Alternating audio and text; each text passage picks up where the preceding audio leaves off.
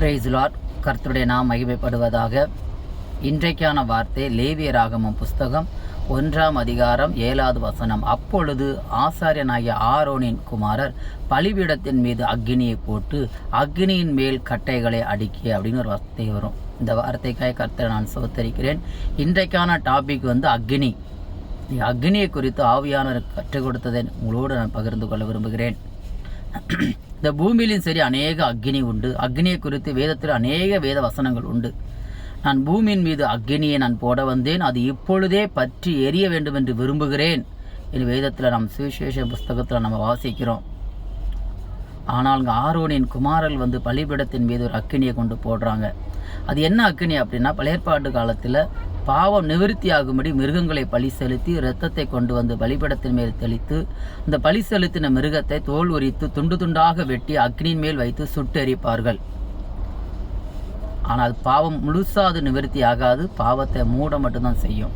ஆனால் புதிய ஏற்பாட்டு காலத்தில் வாழும் நமக்கோ அவரே அக்னியாய் நமக்குள் அவர் இறங்கி வருகிறார். மேல் மாடியில் வீட்டறையில் பார்க்கும்போது அக்கினி நாவுகள் அவளுக்குள் இறங்கிற்று.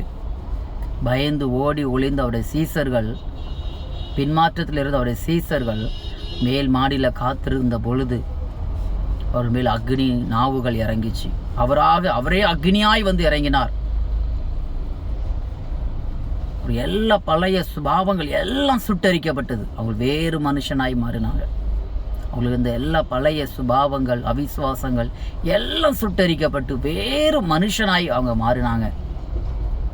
உலகத்தை கலக்கிறவர்கள் இங்கேயும் வந்துவிட்டார்கள் என்று சொல்லத்தக்கதாய் ஆண்டவருடைய வாழ்க்கையே மாற்றினார்.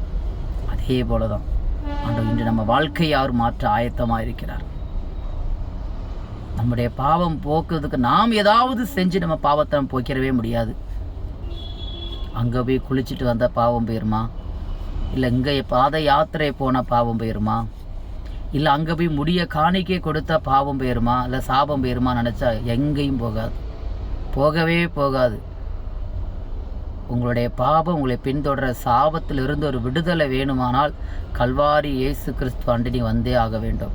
அவர் ஒருவரால் மட்டுமே தான் உங்களுடைய சாபத்திலிருந்து உங்களுடைய பாவத்திலிருந்து விமோச்சனம் உங்களுக்கு தர முடியும். வேறு எங்கு போனாலும் கிடைக்காது. நீங்கள் ஒரு பொருளை செய்வதனாலேயோ ஒரு காரியத்தை செய்வதனாலேயோ இல்லை நீங்கள் ஒரு காரியத்தை செலுத்துவதனாலேயோ இல்லை நான் முடிய செலுத்துகிறேன் இல்லை உங்கள் சரீரத்தை நீங்கள் வருத்தி கொள்வதனாலேயோ உங்கள் பாவ சாபங்கள் போகவே போகாது. தெய்வம் உங்களுக்குள் கிரியை செய்தால் மட்டுமே அந்த பாவ சாபங்கள் உங்களை விட்டு மறையும். இன்று உங்களுடைய பாவங்கள் எல்லாம் சுட்டரிக்கப்பட கல்வாரி இயேசு அண்டை வாருங்கள். அவர் ஆயத்தமாக இருக்கிறார். என்ன பாவங்கள் உங்களை அடிமைப்படுத்தி வைத்திருக்கிறது, என்ன பாவங்கள் விட முடியாமல் இருக்கிறது, என்ன சாபங்கள் உங்களை பின்தொடர்ந்து கொண்டு இருக்கிறது, வாழ்க்கையில் முன்னேற முடியாதபடி, தொழிலில் வளர முடியாதபடி என்ன காரியங்கள் உங்களை பின்தொடர்ந்து கொண்டே இருக்கிறது, கல்வாரி இயேசு அண்டை வாருங்கள். ஒரு முறை பாருங்கள். நீங்கள் இயேசுவே என் பாவத்தை மன்னியும் என்று சொல்லி பாருங்கள். மனங்கசந்து அவர்கிட்ட அழுங்க. அவர் இன்றைக்கு அந்த அக்கினியை இறக்கி சுட்டரித்து உங்களை ஒரு புதிய சிருஷ்டியாய் மாற்றி ஒரு புதிய வாழ்க்கையின் ஆரம்பத்தை அவர் தர ஆயத்தமாக இருக்கிறார். கர்த்தர் தாமே உங்களை ஆசீர்வதிப்பாராக. ஆமென்.